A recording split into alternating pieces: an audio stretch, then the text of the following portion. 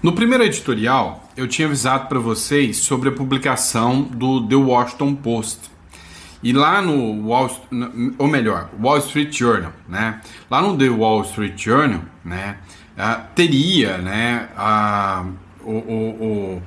Feito o Brasil, né? Ou seja, instituições brasileiras penetrado, né? No sistema de alfândega americano, ou seja, eles questionam se o Brasil, né, instituições brasileiras tiveram influência, né, acerca desse caso Felipe Martins. E aí eu vou concluir agora colocando com vocês aqui uma matéria da Ana Paula Hickel. Acompanha comigo.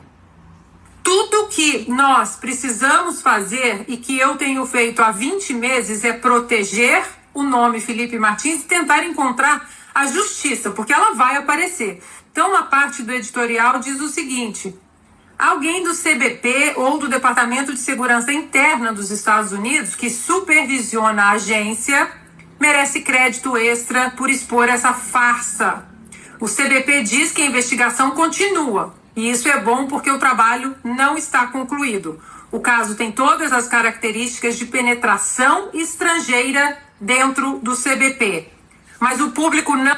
Peraí, quando ela fala penetração estrangeira, os Estados Unidos encaram isso como serviço de espionagem, serviço de invasão de uma outra nação estrangeira dentro, né, das funções da nação norte-americana. Isso é mais grave do que você possa imaginar. Não saberá até descobrir quem entrou no sistema da agência e colocou o nome do senhor Martins com uma data de entrada falsa na página Histórico de Viagens, aquele famoso Travel History, que não é o I-94. E, posteriormente, criou o registro legal falso, conhecido como I-94. Mas embaixo o editorial segue: a página do Travel History não é um documento legal. Assim, em abril de 2024, a advogada do senhor Martins na Flórida, Ana Bárbara Schaffer, contactou o CBP para solicitar uma cópia do I-94 registrado para cada estrangeiro não residente ao entrar nos Estados Unidos. Lembrando, Lacombe, residentes e cidadãos aqui nos Estados Unidos, ou seja, quem tem o famoso Green Card e a cidadania, que é o meu caso e do Consta, você não tem I-94 quando você entra aqui. O I-94 só é gerado para quem não é residente aqui com o Green Card ou tem a cidadania. E aí, a última parte que eu queria dividir com a nossa audiência. Os advogados do senhor Martins processaram o governo federal para ter acesso aos registros do CBP que mostrariam quem inseriu o nome do senhor Martins na página de histórico de viagens do site e, posteriormente, criou o I-94 fraudulento. O CBP entregou os registros, mas ocultou os nomes dos funcionários envolvidos e as datas das inserções. O ponto agora, nessa história toda aqui nos Estados Unidos, é esse: o CBP entregou os registros, limpou o nome do Felipe Martins, disse que houve ali uma inserção fraudulenta de um I-94 falso, inclusive na carta oficial do CBP eles usam essa expressão, false entry, ou seja, uma entrada falsa, e agora eles ocultam os nomes dos funcionários envolvidos. O CBP já tentou acabar com esse assunto, dizendo para o juiz que está cuidando desse caso e a defesa do Felipe Martins. Mas veja, nós já tiramos o I-94 fraudulento do sistema. Tá tudo bem, vamos encerrar esse caso, porque não tem mais o nome dele lá. E o juiz do caso disse: não, nós não vamos encerrar o caso, porque nós agora temos que investigar quem colocou, quem inseriu o nome Felipe Martins no sistema e causou esse dano todo para o Felipe. Para fechar, Lacombe, são muitas vertentes desse caso. Nós poderíamos fazer um programa inteiro sobre isso. Mas uma coisa que a gente não pode esquecer: Travel History não é I-94. O I-94 só acontece quando a pessoa entra fisicamente nos Estados Unidos, no porto de entrada, e apresenta o passaporte. Não tem como gerar um I-94 se a pessoa não entrar fisicamente nos Estados Unidos. E a outra coisa, a suposta viagem de dezembro de 2022, se de fato houvesse um manifesto de voo do governo Bolsonaro, isso não é suficiente para gerar um I-94, já que o Felipe não entrou nos Estados Unidos. E outra, o nome do Felipe, com o visto errado e o passaporte errado, só entrou no sistema em abril de 2024, quase 2 anos depois da suposta viagem. Não tem erro nenhum aqui, Lacombe. É fraude, né? É o que ela acaba de informar aqui. Pois é, isso aqui ainda vai dar muito pano para manga e realmente, né, nós estamos falando de inserção de dados falsos numa data bem posterior para justificar uma situação nos Estados Unidos. E aí o pior, o governo encobriu, né, o nome das figuras que fizeram essa inserção. Muito a ser esclarecido ainda, neste caso, Felipe Martins. Mas não para por aí, né? Não para por aí. A gente vê que o sistema está se articulando o tempo todo. O André Marsiglia ele fez uma análise sobre a questão do plano, né, dos ministros do STF se aposentarem para alijar a direita e morrer o impeachment para 2026. Dá uma olhada.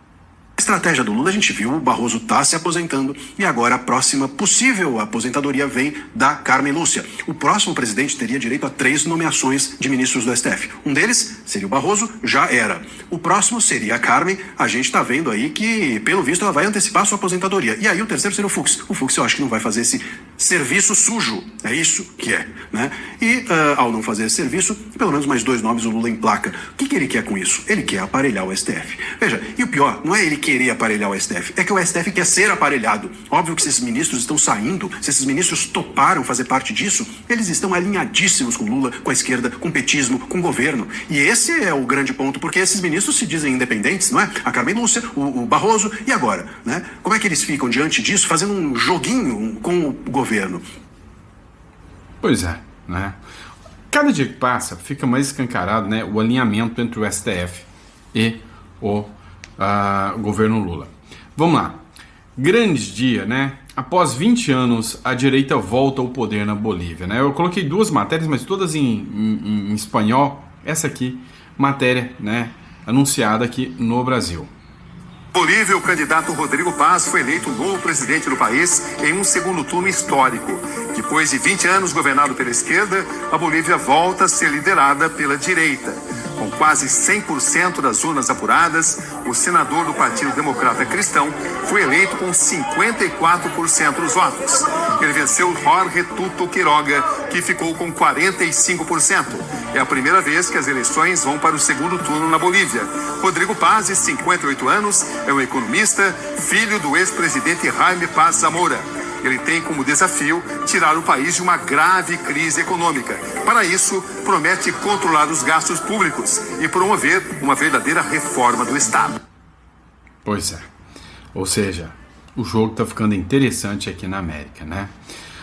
Olha essa matéria aqui que eu quero trazer para vocês, do HN Plus, né? O mesmo que fez a denúncia ali do caso Hugo Carvajal.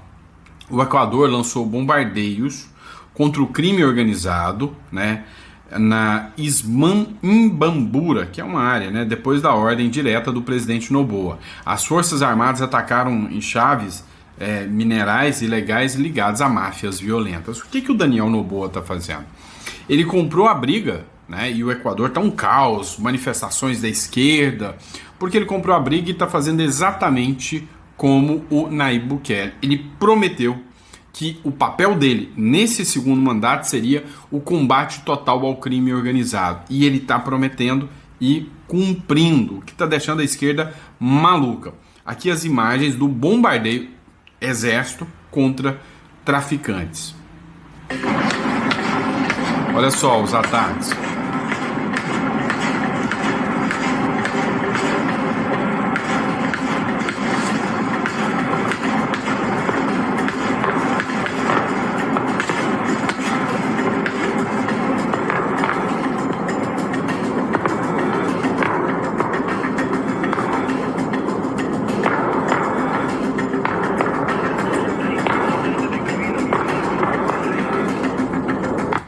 Daniel Noboa usou toda a força do Estado contra o crime organizado. Lá ele anunciou que agora acabou, não vai ter mais, né, esse salvo-conduto para o crime organizado continuar fazendo o tráfico de drogas por lá, não. Inclusive, ele está amparado pelo governo dos Estados Unidos. Dá uma olhada só agora o que o Sóstenes Cavalcante acabou de publicar. Trump promete fazer a limpa da esquerda da América Latina. E como que isso acontecerá? Simples, combatendo o narcotráfico. O presidente Donald Trump chamou o presidente colombiano Gustavo Petro de traficante de drogas ilegais, disse que os Estados Unidos cessariam pagamentos e subsídios em larga escala à nação sul-americana.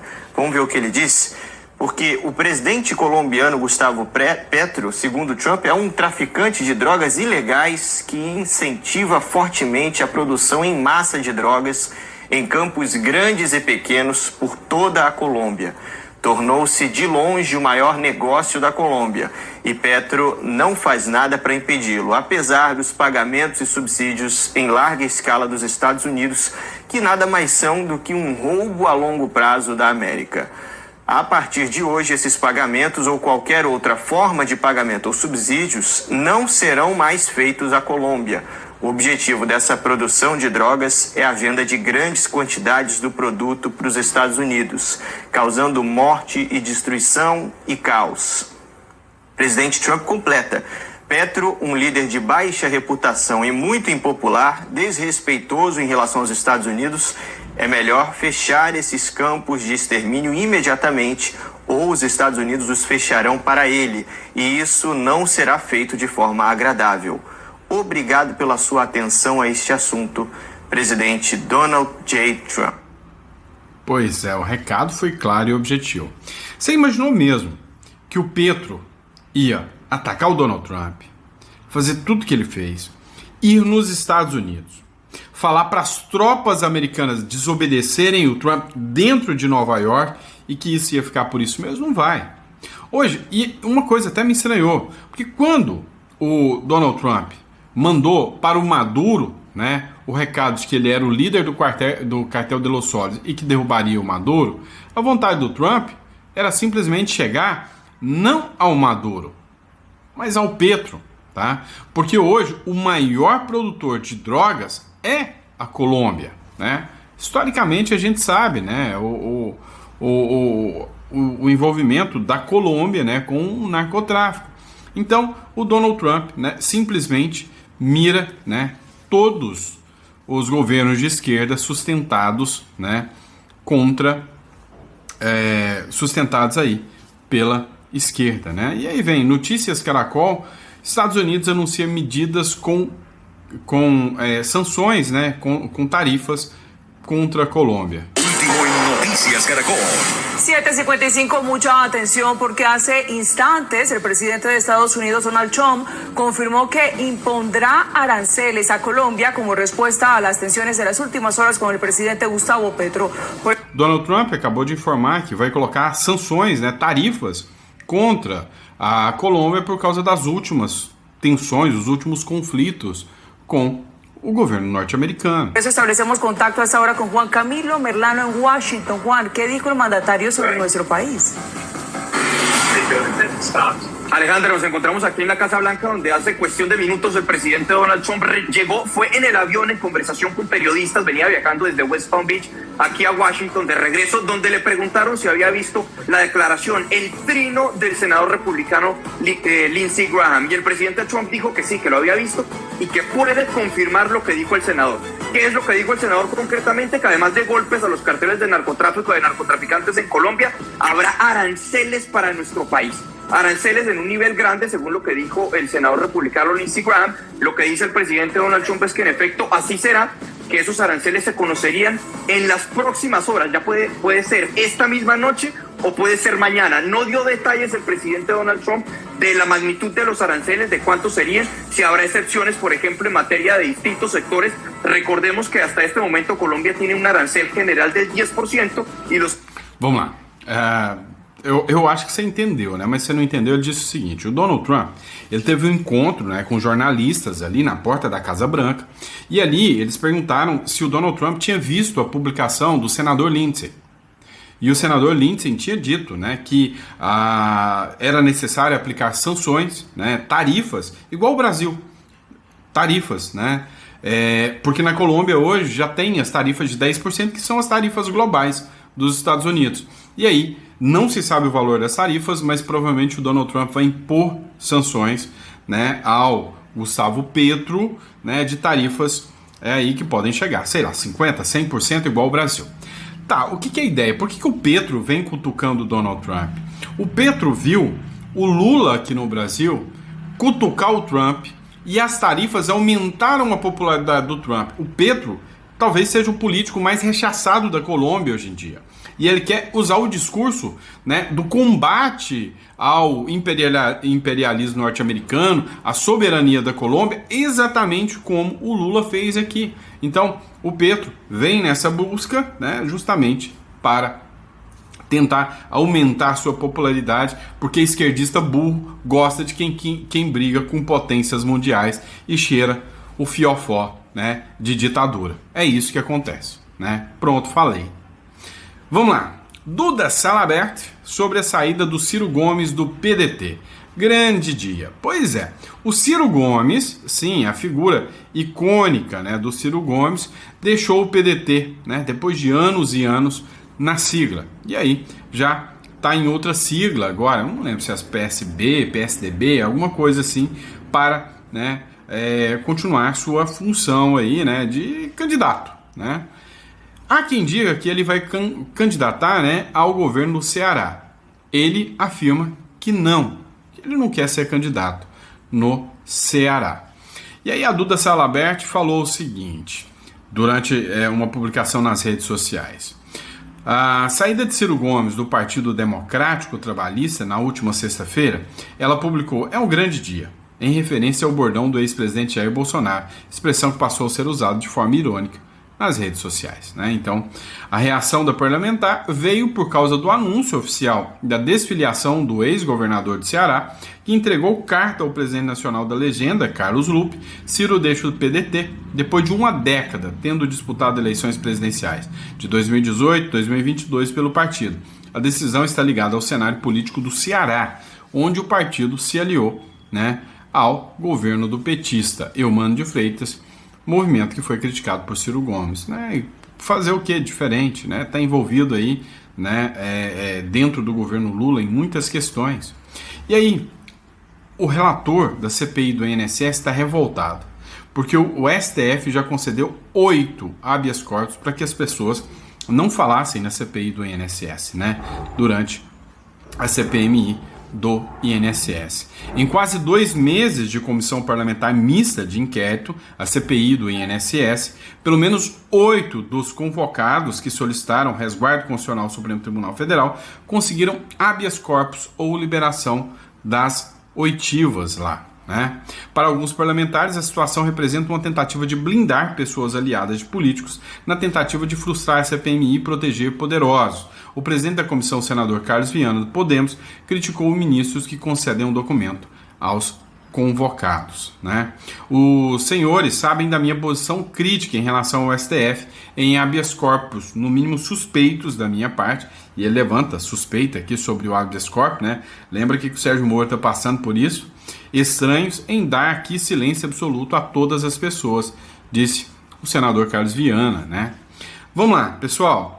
Publicação aqui interessante, né, do Estado de São Paulo, o Estadão. Uma vez que é comum a imprensa só passar o pano para o governo lulopetista e esquerdista. Mas olha só o que o Estadão escreveu.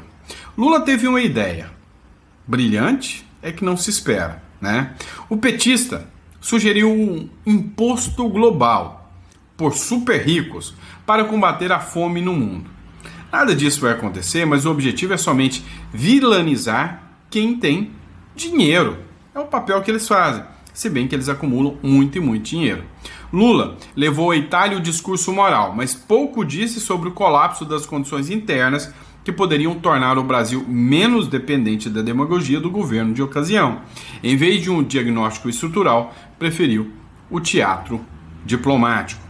Abre aspas, a fome é de fato irmã da guerra, mas, antes de tudo, é filha da má gestão, da improvisação política e da dependência crônica do assistencialismo. Matéria boa do Estadão, coisa que é rara de encontrar, né, nos dias atuais, principalmente dentro do próprio Estadão. Vamos lá. Donald Trump causou uma polêmica ao dizer que a Argentina está brigando pela sua vida, que ela está morrendo, está em fase terminal e ela precisa lutar para que o Milei continue e recupere, né, a Argentina dessa UTI. Acompanhe esse trecho aqui do Donald Trump.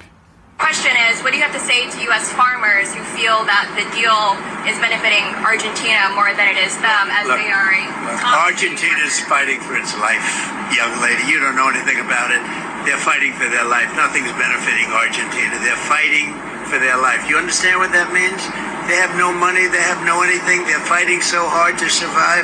If I can help them survive in a free world, I happen to like the president of Argentina. I think he's trying to do the best he can. But don't make it sound like they're doing great. They are dying. All right? A menina perguntou, né, se esse acordo que está acontecendo entre os Estados Unidos e a Argentina, né, de livre comércio, principalmente exportação de carnes. O Donald Trump respondeu, olha, jovem lady, young lady, você sabe que a Argentina está morrendo.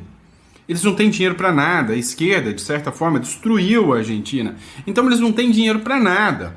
E eu, como um presidente, tenho, né, gosto do Milei e acho que tem que recuperar. Então, dentro do multilateralismo, o que eu estou fazendo é ajudando um país amigo a se recuperar. Então, é isso que vocês precisam entender. É o que declarou o Donald Trump. Mas vamos lá. Bora olhar esta matéria aqui, que é um pouquinho do retrato do Brasil. Números de brasileiros com dívidas atrasadas cresce 26% em 10 anos. O Brasil tinha 71,86 milhões de consumidores endividados em setembro. Subiu 8,9% só de setembro desse ano para cá, tá? Agora, o que você precisa entender? Quando a matéria ela vem aqui e fala, olha, nos últimos 10 anos o brasileiro ficou mais endividado, nos últimos 10 anos o brasileiro se fedeu. Quando a gente fala aqui, você pensa, então também no governo Bolsonaro também foi a mesma coisa, então foi uma porcaria, não é? Claro que não. Esse aqui é o número de famílias, né, endividadas. Quando você observa, você vê o gráfico aqui, você vê aqui, ó, quando começou, em setembro de 2015, né, é o percentual da população adulta e o percentual de gente inadimplente. Lá no governo da Dilma, quando a Dilma entrou, tinha 57%, né, da população endividada. Depois aumentou para 59%. Depois, em março de 2019, é que entra o Bolsonaro. O Bolsonaro pegou a população com 62%, né? 62 milhões de brasileiros inadimplentes. E conseguiu estabilizar algo que vinha aumentando galopadamente e conseguiu reduzir. É a única fase desse contexto histórico que ela reduziu. Ou seja, Bolsonaro pegou com 62 e entregou com 61. Porém, quando a gente vê o desenho um pouquinho mais de perto, aqui, ó, quando o Bolsonaro entregou com 61, já no primeiro ano, ou menos de um ano, olha o que aconteceu, 66. Ah, mas Sandro, isso é culpa do governo Bolsonaro então, né? Porque até setembro, o Lula pegou em janeiro de 2023, até setembro de 2023 a culpa ainda era do Bolsonaro. Beleza, mas agora, quase 3 anos de governo depois, subiu de 66 para 71. 10% em relação ao Bolsonaro. Ainda é culpa do Bolsonaro? E aí eu só te pergunto uma coisa. Quando o Bolsonaro pegou aqui, né? Pegou aqui com o Temer em 62, o reflexo que estava vindo subindo da Dilma, o Bolsonaro também não deveria ter a justificativa de aumentar aqui? Ou seja, Os números não mentem. As narrativas até podem acontecer, mas os números não mentem. O governo Bolsonaro foi um governo 1000 vezes melhor do que essa porcaria que nós estamos tendo agora. Beleza, vamos lá. Trump se dirige aos jovens no seu primeiro TikTok como um presidente. Vocês me devem uma. É o seguinte, rolou uma treta que o governo Joe Biden queria arrancar o TikTok dos Estados Unidos. O Donald Trump entrou em acordos e negociações para que o TikTok não fosse banido dos Estados Unidos. Hoje, são os jovens que gostam de acompanhar os vídeos do TikTok. Aí o Donald Trump fez o seu primeiro vídeo do TikTok e falou: gente, galerinha jovem, vocês me devem uma, viu? Vocês estão vendo TikTok graças a mim. O presidente dos Estados Unidos, Donald Trump, se dirigiu aos mais jovens essa segunda-feira em seu primeiro vídeo publicado no TikTok, desde que regressou à Casa Branca. Ó, vocês me devem uma, né? Tem o TikTok, porque sou eu que mantive aqui. A todos os jovens do TikTok, eu salvei o TikTok. Assim, vocês me devem uma. E agora estão me vendo aqui, né? O despacho do Salão Oval, né? E algum dia, uns de vocês estarão sentados justamente nesse escritório e também farão um grande trabalho, disse Trump em um vídeo em que aparece sentado na mesa do seu escritório presidencial, né? Da sua sala presidencial, lá no Salão Oval, tá? Vamos lá, pessoal. Tá um jogo muito travado, porque hoje só tem um jogador na mesa, que é só o Lula. Ninguém sabe quem é o candidato da direita. E isso está gerando incertezas e dando o risco de que partidos como o MDB, por exemplo, possam fechar acordo com o Lula. É o risco hoje. O MDB ainda vai decidir se apoia a direita ou a esquerda para 2026. Por quê? Quem é o candidato de direita? Quem é o candidato? Eu ouso dizer que o ano já está acabando, 2026 já está começando e já está na hora de lançar um candidato que seja um candidato centro, né? Então, tomar uma definição, é Tarcísio, é Ratinho, é Caiado? Não sei. E a direita faz o seu trabalho por fora, mas para trazer alguém para já começar a fazer as alianças. E eu acho que está na hora de começar a pensar nisso. O Brasil não aguenta mais um governo de esquerda. O governo que entrar ano que vem vai pegar um país devastado, destruído. E ele vai ter que cortar na carne e, sabe, ser tudo aquilo que a esquerda está sendo contra a direita agora, ele vai ter que ser contra a esquerda. Vai ter que ser duro, né? O presidente nacional do MDB, o Baleia Rossi, lá de Ribeirão Preto, afirmou que o seu partido decidirá se apoiará o Lula na reeleição ou Tarcísio de Freitas à presidência. A definição, de acordo com ele, ocorrerá somente a convenção partidária pré-eleitoral, que ainda vai acontecer em 2026. Então, eu já vejo, né, entre aí a necessidade, né, de começar a levantar nomes. A decisão nossa, nacional, vai ser tirada na convenção, disse Baleia.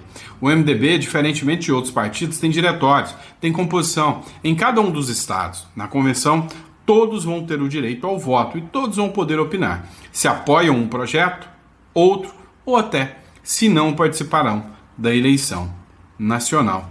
É o que diz aqui o Baleia Rossi, né? E aí vem o El Mundo. O Brasil caminha para a maior crise da sua história. A bomba relógio deixada por Lula 3 vai explodir quando? Em 2027. Se é o governo Lula, cara, tá tudo bem, os caras vão ficar do mesmo jeito. Se é outro governo que entra, a esquerda vai falar, tá vendo tanto que a gente governava melhor para os pobres? O governo brinca de justiça social enquanto destrói a base da economia. Dívida pública nas alturas, gasto descontrolado e uma conta que vai explodir em 2027. Tudo isso embalado em discursos bonitos sobre o povo e a democracia. No fundo, é só populismo barato, pago com seu dinheiro. E aí, eu ouso dizer, né, com toda a categoria, que se vocês não prestarem atenção no que está acontecendo e esperarem para ver o estrago que pode acontecer em 2027, se ficar no Brasil, vocês vão estar correndo um risco muito grande, se o Lula ganha em 2027, né, em 2026. Vamos lá, pessoal. Entre em contato com a Imigra Mais, o telefone é 16 993210648, a melhor empresa de imigração do Brasil. Entre em contato com a Imigra Mais, principalmente Se o seu foco é fugir da loucura do Brasil, ter uma conta bancária em dólar, você não precisa morar no Uruguai. Você faz uma única viagem ao Uruguai, 3 dias que você passar no Uruguai, você já sai com a cédula, né, do Uruguai, né, pode chegar a você pelos correios. É interessante porque você pode abrir uma conta já virtual, já com a cédula. Desde o Brasil você já pode abrir, basta você tirar uma foto da cédula, tá? Tirar uma selfie, igual abrir aqui no Nubank ou qualquer outro banco.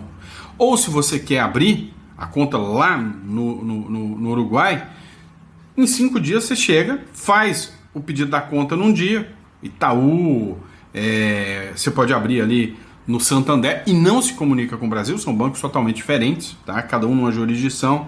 Você pode abrir essa conta e ter sua conta bancária em dólar e fazer inclusive investimentos, né, desde o Uruguai, tá? É muito interessante. Então entre em contato aqui com a Imigra Mais e saiba como funciona. Beleza? Obrigado, pessoal. Fiquem com Deus e até o próximo editorial.